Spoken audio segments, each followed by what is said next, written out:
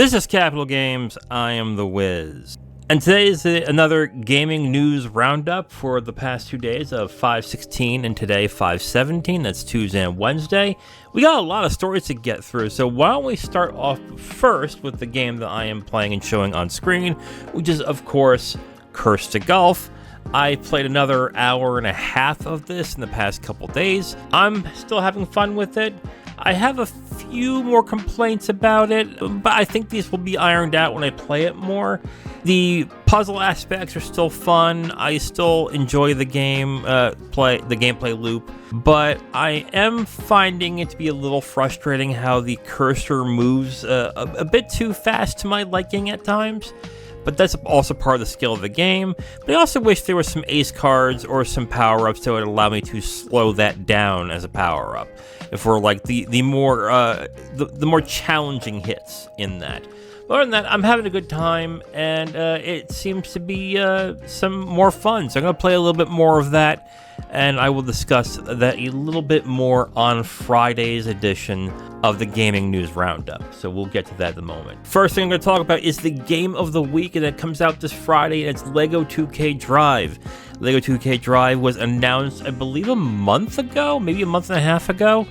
And it looked to be a Forza Horizon-like game, but with Legos, and also had mini-games and the ability to create your own cars. So it looks like it's a mix of Banjo-Kazooie Nuts and Bolts, Mario Kart, and Forza Horizon, which, sounds pretty fun, if you ask me, and it might be fun for the younger set.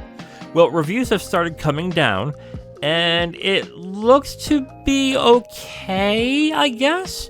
OpenCritic has it at a fair 72 OpenCritic rating, with only 32% of critics actually recommending it. It's kind of weird. It's above average, but only 32% of critics are recommending it. I find that a little strange, but anyway, we'll get right. With the positives, racing seems to be good, especially towards the end, that the races get really exciting around then. And then there's plenty of stuff to do, lots of mini games, lots of racing. Again, it's a mix of Mario Kart, Banjo-Kazooie Nuts and Bolts, and Forza Horizon, if you like that mix. The big problem that a lot of people seem to be having with this game is that it is supposed to be for a younger audience.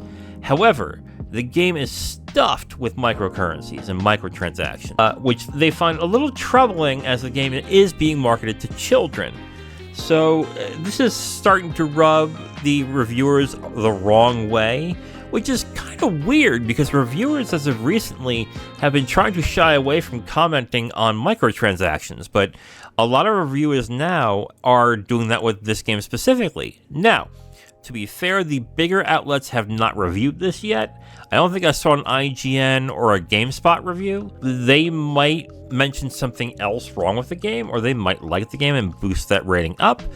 But as of right now, the critical score is fairly average, with only a third of critics recommending the game. So if you're looking to pick it up, buyer beware, because it looks like you're going to be doing a lot of grinding and possibly spending more money to play the game that you are playing. So maybe steer clear of it if you want, or wait until it goes on to it. All right, so let's get into the first few stories that came up. A bunch of streams were announced around the time of Summer Games Fest, or what E3 was going to be. So let's start with the PlayStation Showcase. That has been announced for May 24th. That is next Wednesday. They're expecting an hour of announcements for games on PS5 and PSVR 2.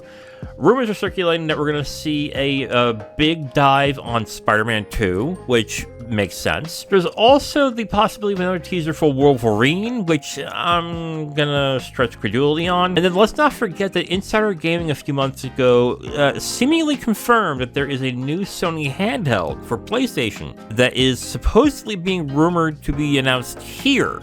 So if that is true, we should be seeing that shown off as well. Now, do not get excited, because the report from Insider Gaming said that it was going to be a streaming only device, where you need to be on your Wi-Fi system and be attached to your PS5 in order to actually use the device, so don't get too excited. Next story is that BlizzCon returns in November, and this is the first time since 2019. This will mark the return after the release of Diablo 4. with really no rumored announcements as of yet. My bet is we're probably going to announce probably something new for Hearthstone and go into more detail as the new season of Diablo 4 as well as stuff for Overwatch 2. But we'll get more into Overwatch 2 in our story of the day. And finally, with showcase stream announcements, the Warhammer Skulls reveal stream is on 5/24. That is also next Wednesday. You should expect a behind-the-scenes look at Warhammer 40k Bolt Gun, while updates for games like Warhammer 40k Darktide, Rogue Trader, and Space Marine 2 are shown off, and then more on Total War Warhammer 3 will also be shown. These are actually decent streams. The Warhammer 40k license and Warhammer as well seem to get a lot of different diverse types of games. I know a lot of people are excited to see what Rogue Trader is like. I'm looking forward to Space Marine 2, so I will definitely check this out as well, and this will probably be before the PlayStation Showcase, so check that out if you are interested. All right, so let's talk about some announcements and shutdowns that were told for the past couple days. New Mortal Kombat will be officially revealed tomorrow on the 18th, which is Thursday.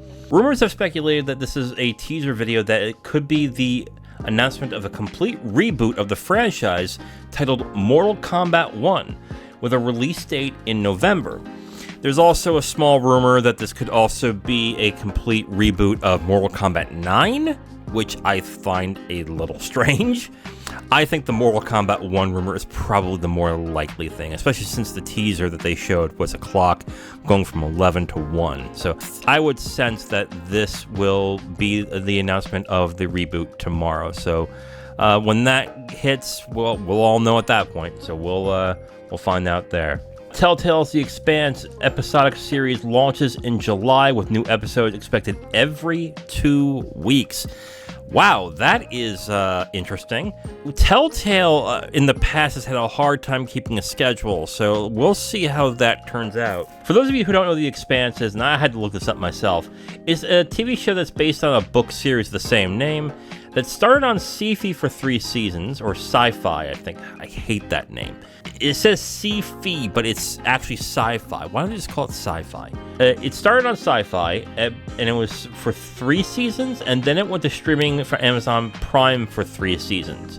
It developed a kind of cult following, and it lasted 6 seasons, but it's not coming back, I guess, unfortunately, on this one. But this might be the continuation of that after the 6 seasons, so I'm not expecting big sales on this. Maybe not. Maybe it might sell okay. I'm not really sure what the fan base of The Expanse is, but it looks interesting. I really want to know what happens with the every 2 weeks an episode pops up. I want to see if that works out, because if it does, then it looks like Telltale has their stuff in order. But if it doesn't, this could be kind of a disaster. So we'll see what happens when that comes out. Reports claim that Assassin's Creed Mirage will be releasing in October. This will likely be announced on the Ubisoft Forward stream that will be coming in June. This was supposed to be released in the beginning of the year, and that got pushed back around the beginning of the year as well. So, and this is supposed to be the smaller Assassin's Creed that's coming out, but I think this is still a full-price game, which I find a little weird. It also looks like that Ubisoft is also planning to increase the staff of Assassin's Creed by 40%. This is not really a surprise. Last year, they announced like 4 or 5 different projects for Assassin's Creed. 2 mobile projects, a free-to-play project, Mirage that was being announced, and then they also announced one based on the Salem witch trials. So they're really doubling down on Assassin's Creed. So it's interesting that they're going to be bolstering the staff for Assassin's Creed. But we know how these things happen, though, as well, as once these start bombing, like after 1 or 2, that's going to be a lot of people to lay off. That could spell a disaster for Ubisoft in there. So hopefully it works out for everybody involved. But I'm going to keep my eye on that, because that could be a disaster.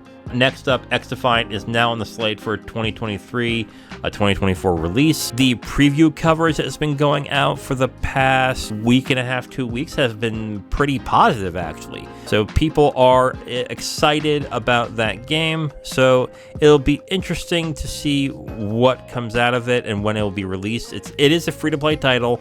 I don't think they're doing an early access launch. I'm not entirely sure. It's interesting to see how that will turn out. They made some positive changes to the game, and people who got into the closed beta seem to be pretty happy with it. So we'll see how that. And finally, Nintendo is shutting down and delisting Pac-Man 99, leaving only Tetris 99 still running and on the eShop.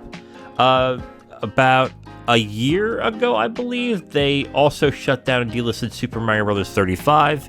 This is not too shocking. I know that people tried out Pac-Man 99 when it first came out for about a month or so, and then that kind of fell off. But Tetris 99 still has a devoted following who still play the game, so that's not surprising that it's still running.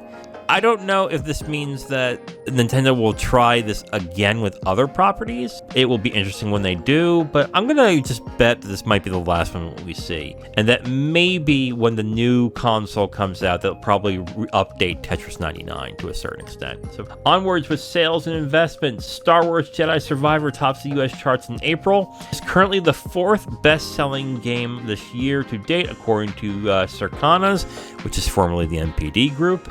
With the only game surpassing that is Resident Evil 4, Modern Warfare 2, and the current leader of the year right now, Hogwarts Legacy. I think I'm comfortable saying that is probably going to change, because it looks like the one that is going to beat it is Tears of the Kingdom, which reaches 10 million units sold in 3 days' time. It is the fastest selling Nintendo game in both Europe and the Americas. You know, after this, I think I'm going to stop pontificating on sales, because I clearly am wrong a lot on this. So that is unfortunate on my end.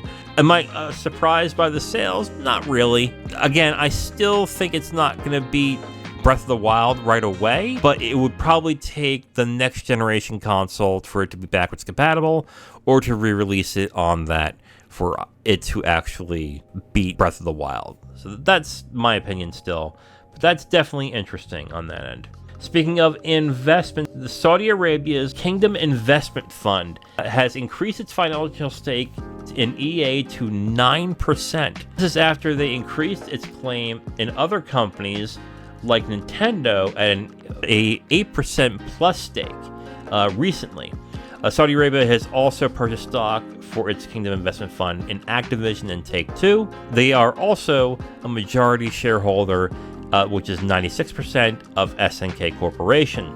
And this is likely not stopping. The Kingdom Investment Fund is a investment group that the Saudi prince is using to divest themselves from being just a country that is mainly on oil. So in that investment case, that is a smart idea on their end. But this still gives people a bad taste in their mouth when they hear these stories.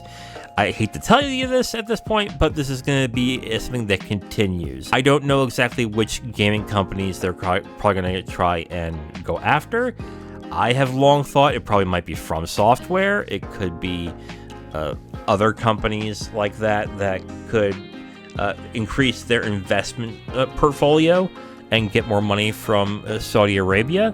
It could also be Ubisoft, now that I come to think of it. But we will see when that happens, but I would expect this story to keep evolving and keep going on as time moves on.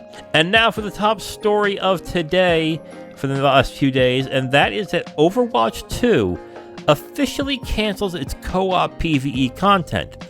If you recall the original stream that happened, I think it was on BlizzCon in 2018, when they announced Overwatch 2, the big thing that they were showing off was it was going to have a lot of single-player and PvE content that was going to be in the game. They haven't really discussed the PvE content all that much, Story missions are still going to be going on, and they're going to be on track for release in August on Season 6. This is the mode that promised a robust leveling system and skill tree system for all your characters while playing this narrative-based PvE mode. On a live stream updating the game's features, executive producer Jared Noose said that while the mode had a bunch of amazing content with awesome villains and a lot of interesting gameplay mechanics, the effort to pull it together was not worth completing, and it was not up to their standards, so it's being canceled. I have got to say, even though the gameplay in Overwatch is good, Overwatch 2 actually is good, it is essentially Overwatch 1, but with 5v5, this release of Overwatch 2 has been kind of a boondoggle. It's been pretty bad at this point. The original release had a lot of controversy with the amount of money that you have to spend to level up and get skins, and now it looks like content that was promised is being absolutely taken out, which to me at this point makes me wonder why Overwatch 2 was made in the first place, because at this point you could have just updated Overwatch 1, but now people have purchases of Overwatch 1 or discs of Overwatch 1 that are completely useless at this point. I have one for Xbox and it's now completely useless, so I know how you guys feel on that one. I know there are some journalists and some people saying, hey, this stuff happens, this is very difficult, don't get too mad because, you know, this is just thing that happens. But the thing is, people were upset that they were going this route in the first place and not happy that they were shutting down Overwatch 1 to do this. On the one hand, I do agree, don't get obnoxious and get threatening with the developers for doing this. But on the other hand, I can understand being disappointed and being a little upset as well that you are now given either the same game or, to some people, a lesser game that you had with Overwatch 1. I think at this point, Activision and Blizzard have to do something unique with Overwatch 2 to not give it the bad taste in the amount that a lot of people have over the game. I don't know how the popularity is of Overwatch 2 is right now, but I know a lot of people were not happy when it was released, even though they still played it. I had fun playing Overwatch 2, personally, but I didn't stay with it, because I thought the mechanics of leveling up the Battle Pass and what you got as a reward were way too stingy. They just were not something that I found rewarding enough, so I bounced off of it fairly quickly, like after a week or two. I don't know if that's changed. I honestly don't care. I'm not going back to it. So yeah, that's all I gotta say about that. That's pretty disappointing, but I understand why people are upset by it. But don't be addicted to developers. Just don't play the game if you don't like it that much. That's what I would say usually. If you were that upset, don't be addicted to developers. Just stop playing the game. That's all you gotta do. All you gotta do. That's what I do, at least. Like, at this point, if the developers are not making the game I like, I'm not gonna keep complaining. I'm just gonna cancel my time with it. I'm just gonna say goodbye. I'm done. Maybe I'll come back when you're better. That's my take on that. That is it for the gaming news roundup for May 17th, 2023, going over the past few days of news. I will be coming back Friday with all the gaming news that happened in the next 2 days. And then on Saturday, I will be doing the weekly dividend, going over the big news that happened throughout the week while playing something else for the video as well. So if you have comments or anything that you want to discuss in the weekly dividend or on the gaming news roundup on Friday, let me know in the comments or email me at zerowizcast@gmail.com. I have also changed my Twitter handle. I am that Wiz. That is my handle now on Twitter. That's a little hint to what we might be renaming everything in the near future. So look forward to that. And on that note, that is it for the Gaming News Roundup, and this is it for this episode of Capital Games. Tune in next time where I talk about all the news that is happening on the gaming industry. I am the Wiz. Talk to you next time.